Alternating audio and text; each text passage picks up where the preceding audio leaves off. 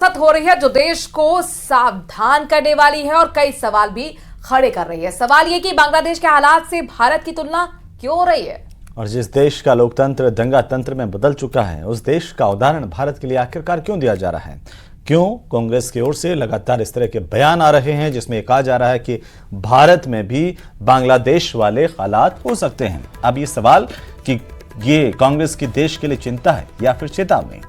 पहले सज्जन सिंह वर्मा, फिर सलमान खुर्शीद और अब कांग्रेस के बयानवीर मणिशंकर अय्यर ने कह दिया है कि भारत में भी बांग्लादेश वाली स्थिति आ सकती है। इसके अलावा मणिशंकर ने कहा कि विकसित भारत बनना अलग बात है, लेकिन क्या वो आजाद भारत होगा। मणिशंकर अय्यर और उनसे पहले कांग्रेस के कुछ नेताओं के ऐसे ही बयानों पर बीजेपी ने कहा है कि कांग्रेस अपने देश में भी बांग्लादेश जैसे हालात चाहती है।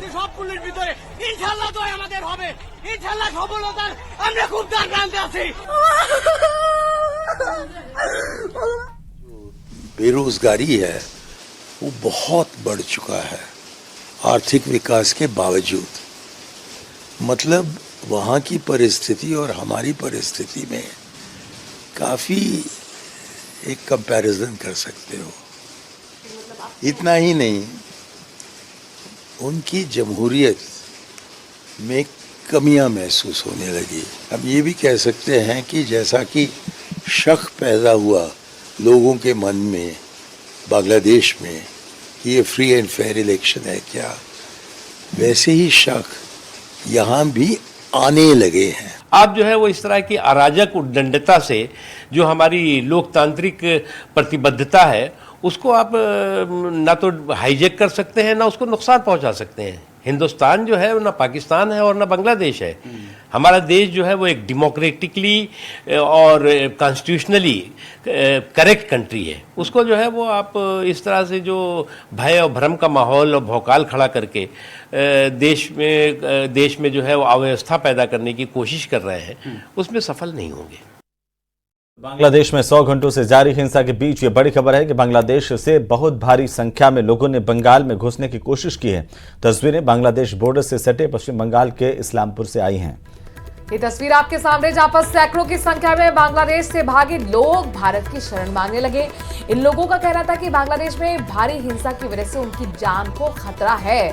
भारत से शरण मांगने वाले इन सैकड़ों लोगों में बहुत बड़ी संख्या बांग्लादेशी हिंदुओं की हो सकती है, क्योंकि बांग्लादेश में इस वक्त हिंदू नरसंहार जैसी स्थिति है। इस बात की आशंका हमने 5 अगस्त को भी जता दी थी कि बांग्लादेश में जिस तरह हिंदुओं पर हमले हो रहे हैं, उनकी दुकानें लूटी जा रही हैं, मंदिरों में तोड़फोड़ हो रही है, उसकी वजह से बहुत भारी संख्या में बांग्लादेश से हिंदू पलायन हो सकता है। बांग्लादेश में इस वक्त 1 करोड़ 10 लाख से ज्यादा हिंदू हैं और ये सभी हिंदू बांग्लादेश में असुरक्षित महसूस कर रहे हैं। हालांकि आज किशनगंज में जिन लोगों ने भारत में शरण लेने की कोशिश की उनमें भारत बॉर्डर में घुसने से उन्हें रोक दिया गया। बीएसएफ ने सभी लोगों को समझाकर वापस लौटाने की कोशिश की है और इन लोगों के लिए सबसे बुरी स्थिति यह है कि ये बांग्लादेश में सुरक्षित नहीं है। बॉर्डर पर इन्हें ज्यादा देर रुकने नहीं दिया जाएगा।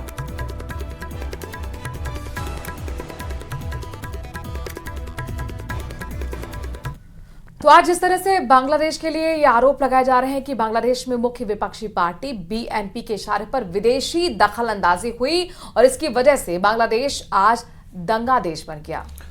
और ऐसे ही आरोप है कांग्रेस के सबसे बड़े नेता राहुल गांधी पर भी लग चुके हैं और राहुल गांधी पिछले ही साल भारत में अमेरिका और यूरोप को दखल देने की मांग कर चुके हैं और तब राहुल गांधी ने यह कहा था कि भारत में सभी लोकतांत्रिक संस्थाएं खतरे में हैं, इसीलिए अमेरिका यूरोप को भारत में दखल देना चाहिए। रिपोर्ट देखिए।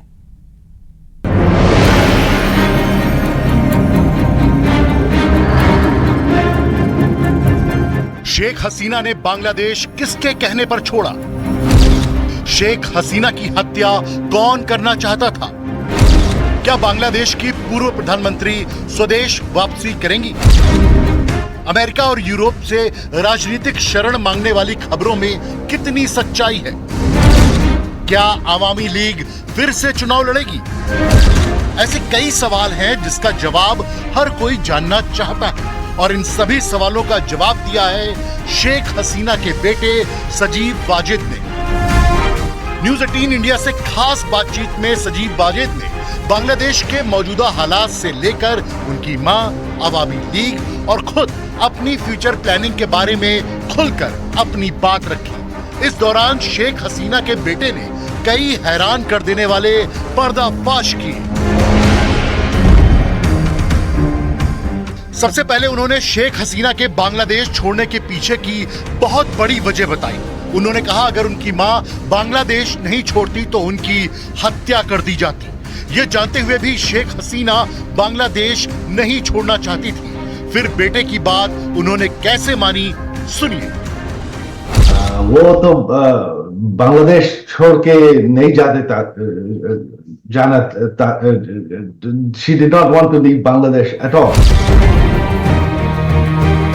बांग्लादेश छोड़ने के बाद से ही कयास लगाए जा रहे थे शेख हसीना अमेरिका या यूरोप के देशों में राजनीतिक शरण के लिए अप्लाई किया है, लेकिन उनके बेटे सजीब वाजिद ने इन सभी खबरों को मनगढ़ंत बताया। उन्होंने कहा कि शेख हसीना ने किसी भी देश से राजनीतिक शरण नहीं मांगी है।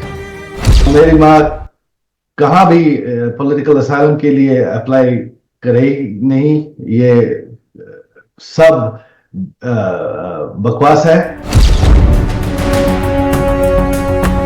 तो क्या शेख हसीना एक बार फिर अपने देश वापस लौटेंगी? वो कब तक देश से बाहर रहेंगी और किस देश में पनाह लेंगी? इन सवालों के जवाब भी सजीब ने खुलकर दिए। हमारी माँ बांग्लादेश में फिर जाते चाहती है। ये आज हो कल हो, एक दिन हमारी माँ बांग्लादेश फिर जाएंगी। सजीब ने बांग्लादेश के हालात की सच्चाई बताते हुए कहा कि शेख हसीना के इस्तीफे के बाद बांग्लादेश में कानून व्यवस्था ने दम तोड़ दिया। न्याय व्यवस्था की भी अर्थी उठ गई। अब जिसके हाथ में हथियार है उसी का कानून है। वहां तो कोई लॉ एंड ऑर्डर नहीं है, लूटपाट चल रही है कंप्लीट देश में। बांग्लादेश में जिस आवामी लीग के नेताओं को ढूंढ कर चुन कर मौत के घाट उतारा जा रहा है, क्या वो पार्टी फिर से चुनाव लड़ने की हिम्मत जुटाएगी या फिर अब बांग्लादेश में बीएनपी ही एकमात्र राजनीतिक दल बचेगा? इस सवाल के जवाब में सजीब ने कहा कि आवामी लीग सत्ता में वापसी जरूर करेगी। आज हो कल हो वो वापसी करेंगे, अवामी लीग वापसी करेंगे। हमारे माँ प्रधानमंत्री ना हो कि ना हो, वो बांग्लादेश में रहेंगी। शेख हसीना के इस्तीफे के बाद बांग्लादेश में अंतरिम सरकार का ऐलान करने में सेना को देर नहीं लगी, लेकिन सवाल है कि सेना ने अंतरिम सरकार का ऐलान कैसे कर दिया, जबकि बांग्लादेश के संविधान में अंतरिम सरकार जैसी ना कोई व्यवस्था है और ना ही कोई प्रावधान। बांग्लादेश में जो हो रहा है, it is all extra constitutional. संविधान में ये कुछ भी नहीं है। संविधान में इंटरिम गवर्नमेंट बोला कुछ भी नहीं है। अब ये साफ हो चुका है कि शेख हसीना अपने राजनीतिक जीवन में वापसी नहीं करेंगी, तो फिर आवामी लीग का अगला मुखिया कौन होगा? क्या मुजीबुर रहमान के खानदान से बांग्लादेश को कोई प्रधानमंत्री नहीं मिलेगा? क्योंकि शेख हसीना के बेटे को सियासत रास नहीं आती, लेकिन अब बदले हालात में शायद उनका मन बदलने लगा है। हमारे पॉलिटिक्स करना की कभी इच्छा नहीं थी। शेख हसीना के परिवार को भारत से हमेशा ही सुरक्षा मिली है, पनाह मिली है, मुसीबत में साथ मिला है। इंदिरा गांधी सरकार के जमाने से भारत बांग्लादेश के दुर्दिनों में शेख हसीना परिवार की पूरी मदद की है। इस बार भारत ने शेख हसीना की जान बचाई, इसके लिए उनके बेटे ने मोदी सरकार का शुक्रिया कहा। मोदी सरकार हमारे माँ की जान बचा दी है, इसके लिए उनके प्रति हमारी शुक्रिया है। शेख हसीना की सरकार कट्टरपंथ के खिलाफ थी, आतंकी गतिविधियों के खिलाफ थी, आईएसआई के साजिशों के खिलाफ थी। सजीब के मुताबिक उनकी मां को इसी का खामियाजा भुगतना पड़ा। हम मिलिटेंसी को ठेक दिया, हम आईएसआई को ठेक दिया। एकमात्र शेख हसीना ये कर सकती है। सोचिए जरा कि अगर शेख हसीना अपने प्रधानमंत्री आवास में मौजूद होती तो क्या होता। उन्मादी भीड़ जिस तरह से प्रधानमंत्री आवास में घुसी, अगर शेख हसीना उनके हाथ लग जाती तो भीड़ क्या करती? अवामी लीग के 20 नेताओं की जिंदा कब्र बनाने वाले दंगाइयों का पहला टारगेट शेख हसीना ही थी। हम उनको अनुरोध किया जे तुमको अभी एट दिस मोमेंट हेलीकॉप्टर में उठना है, बिकॉज वो आपको मारेंगे।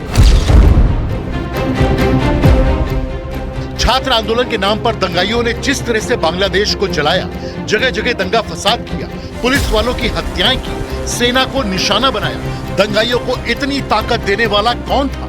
किसने इन दंगाइयों के हाथों में हथियार दिए? सजीव वाजिद का इशारा साफ तौर पर आईएसआई की ओर था। स्टूडेंट के साथ बंदूक थे, ये बंदूक कहां से आई? स्टूडेंट तो हाथ तो बंदूक नहीं रहता। शेख हसीना के बेटे ने साफ कह दिया कि अवामी लीग संघर्ष नहीं चाहती, खून खराबा नहीं चाहती, अमन चाहती है। इसीलिए सजीव की पहली कोशिश है कि अवामी लीग के नेताओं की जान कैसे बचाई जाए। हम लड़ाई नहीं चाहते, तो हम हमारे दल का रक्षा करते हैं। न्यूज 18 को दिए गए इंटरव्यू में सजीव वाजिद ने हर उस सवाल का बेबाकी से जवाब दिया जिसका जवाब हर कोई जानना चाहता था, और शेख हसीना के बारे में उड़ रही अफवाहों पर ब्रेक भी लगा दिया। और अब बात अच्छी खबर की जो पेरिस ओलंपिक से आई है। भारतीय हॉकी टीम ने पेरिस ओलंपिक 2024 में ब्रॉन्ज मेडल जीतकर इतिहास रच दिया है।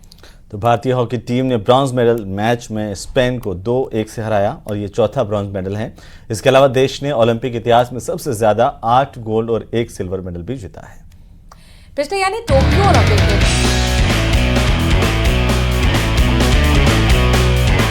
भारत ने पेरिस ओलंपिक्स में चौथा मेडल जीत लिया है। टीम इंडिया ने ब्रॉन्ज मेडल मैच में स्पेन को 2-1 से हरा दिया। इस जबरदस्त मैच में भारतीय कप्तान हरमनप्रीत सिंह ने कमाल का खेल दिखाया और 2 गोल